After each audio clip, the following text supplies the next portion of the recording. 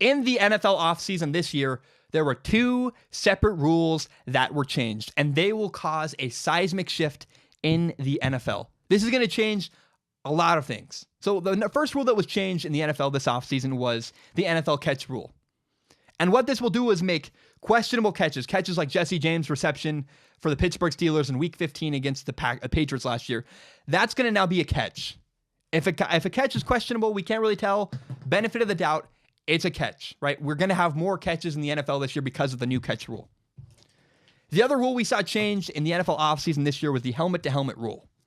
And what this does is helps offenses even more. Now defenders they can't hit receivers very much. They have to change the way they come downhill and hit a receiver. And it really limits the ability of a defensive back to tackle a wide receiver. It does. We've seen plenty of calls. And when you add up all of these calls, what do you get? When you combine the catch rule and the new helmet-to-helmet rule, what do you get? You get more offense. The offense is at an even greater advantage this year. Wide receivers are more valuable than ever. Defensive backs are far less valuable than ever. I want to show you a clip from the Hall of Fame game. This is the Ravens versus the Bears.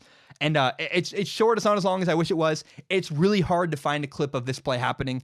I'm going to play that right now. Take a listen or watch. 2nd and 13. Fires over the middle, and that is incomplete. Intended for Hayden Hurst, but another flag comes into the end zone. If you couldn't see that, if you're listening on SoundCloud or iTunes, what just happened was Lamar Jackson threw the ball into the end zone. And there was a fairly mundane hit. 2 guys collided. And what normally I don't think would have been a penalty was now a flag was thrown. A flag was thrown for a pretty mundane hit in the end zone. It gave the offense a first down, and ultimately the Ravens scored a touchdown. And we are seeing the effects of these rule changes everywhere. Not only did it happen in the Chargers-Cardinals preseason game, a really weird call that was not great, we're seeing it now reflected in the offseason moves and guys getting signed and guys not getting contracts. Who's getting paid in the NFL this year? Sammy Watkins got paid a giant 3-year, $48 million contract. Brandon Cook signed an extension, 5 years worth $80 million. Jarvis Landry, a wide receiver, signed a 5-year deal worth $75 million. Wide receivers are getting paid more than ever before. Look, Sammy Watkins was a guy who had 39 catches and 539 yards. He got a deal 3 years, $48 million. Wide receivers are getting paid ridiculous amounts because their value just went up. Their productivity went up. This offseason, wide receivers became more valuable. You know who became less valuable? Again, wide receivers are getting big bucks. You know who's not getting contracts in the offseason this year? Defenders, especially safeties. Earl Thomas, Pro Bowl safety, a great safety in the NFL. For the Seattle Seahawks, he's a guy year in, year out, done incredible things. The Seattle Seahawks will not sign him to a contract extension. His value went down this offseason. He's not worth as much. The Chiefs traded away Marcus Peters, I think partially because they didn't want to sign him to a new contract. That he was a corner. He's a defensive back. His value went down. His monetary value went down. All defensive backs' monetary value went down and wide receivers went up. You know why? Because defenders are becoming less relevant. Offenses are going to score at all-time record highs this year because of the new NFL rules. That's why I don't really buy defense anymore. Like the Denver Broncos are a really solid, great defense, but they have an average quarterback. And offense wins the NFL, and having a great defense is not the same advantage it once was. That's why the Jacksonville Jaguars, I picked them to go 8-8 because they have an average quarterback and a great defense, and a great defense is at a disadvantage because of the rules. How do you build a team in the NFL? Now look at everybody, look at all the top GMs. Sign great wide receivers, sign a great quarterback. You need a great quarterback, great receivers. That's how you win. You need help. You still need a defense. You still need a good I'm not saying defenses are worthless, but quarterbacks, receivers, they're more valuable than ever. There's a real reason why Khalil Mack can't get a contract. Aaron Donald, defensive tackle for the Rams, not getting signed because defenders are far less valuable than they once were. This offseason, everything shifted. The rules changed in favor to make catches easier and to protect wide receivers from getting hit. And it's going to change things. Wide receivers are more valuable than ever because their productivity is going to go up. I'm really curious to see, man, how does this rule change everything? I believe receivers are going to have all-time records. Do quarterbacks' receiving numbers, do they go up this year? Probably. I'm also really curious to see, do safeties ever sign big contracts again? Are guys like Marcus Peters and Earl Thomas ever going to get signed to big contracts? Probably not. The rules have now changed. They're less valuable than they once were. And, I think the NFL made a move towards safety. They changed their rules to protect wide receivers, to make hits, less common and to protect their guys. And this has been very controversial. And I understand why it's been controversial. People are angry. You're changing the game of football.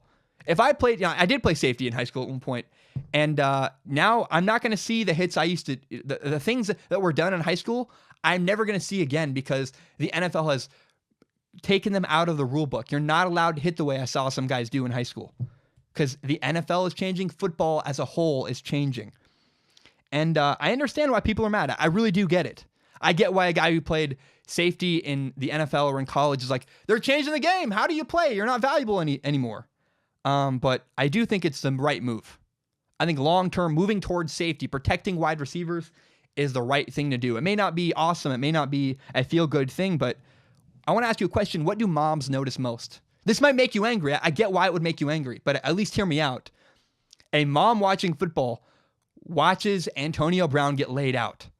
The ball's in the air. All eyes are on Antonio Brown. If he gets clotheslined, if he gets drilled helmet to helmet and knocked out, everybody sees that. It's the most obvious, apparent, in-your-face hit in football. And the NFL said, to protect our game, to protect our league, we're not doing that anymore. The reason why I agree with it, look, I love big hits. I love watching guys get blown up. It's fun. It's also kind of blood sport. It's kind of weird. But here's the thing is that I want football to be around when I am 60 years old. I want the NFL to still be a thing. And if the NFL wants to still be around, it needs to slightly change the rules to make it more safe. Because my generation watching, I'm 21, my generation, the people that my peers are going to grow up, have kids and go, either I'm going to let my kids play football or I'm not. And if football is a little bit safer, people my age are more likely to let their kids play football. It's just the truth. If head injuries are less common, that's a good thing for the NFL. The NFL doesn't want guys getting head injuries, getting knocked in the head so everybody can see it. Again, that Antonio Brown analogy, if a wide receiver, a star wide receiver is going for the ball and he just gets laid out, everybody sees that. So the NFL said, no longer is that allowed. I understand why people are mad. I'm going to miss those hits a lot, but for the longevity of the NFL, it's the right thing to do. And it'll take a couple of years. We'll all adjust and then we'll forget. We'll never forget, but it's for the better of the league. I really believe the NFL changed rules in favor of safety, and it was the right thing to do because it's for the betterment of the NFL. I get why you're mad, but I do think it's the right thing long-term for the longevity of the NFL. I want the NFL to still be around when I'm 60 and 70 and 80 years old, and the only way for that to happen is to change the rules and make them more safe. Thank you so much for watching. I really appreciate it. Remember, if you want to help Strong Opinion Sports grow, you can share this with your friends on Facebook, on Twitter, on Instagram, whatever it is. Help me grow Strong Opinion Sports by telling your friends about this show. And always remember, you can subscribe to Strong Opinion Sports on iTunes, on SoundCloud, everywhere you can find a podcast, as well as YouTube. My full entire podcast is on YouTube, as well as shorter, more interesting clips like this. So thank you so much. Have a great day, and take care.